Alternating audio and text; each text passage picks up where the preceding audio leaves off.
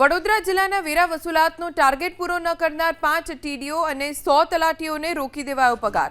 પંચાયત વેરો વસૂલવામાં નબળી કામગીરી કરનાર અધિકારીઓ અને તલાટીઓનો જિલ્લા વિકાસ અધિકારીએ પગાર અટકાવી દીધો. વડોદરા જિલ્લાના 8 તાલુકામાં કુલ 530 જેટલી પંચાયતો છે.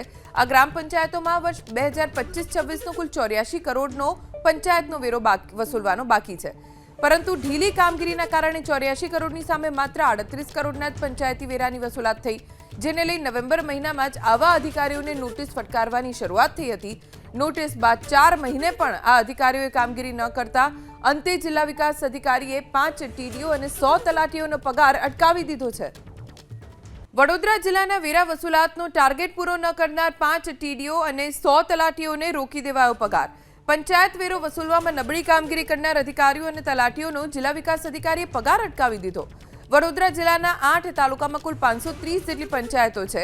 આ ગ્રામ પંચાયતોમાં વર્ષ 2025-26નો કુલ 84 કરોડનો પંચાયતનો વેરો વસૂલવાનો બાકી છે.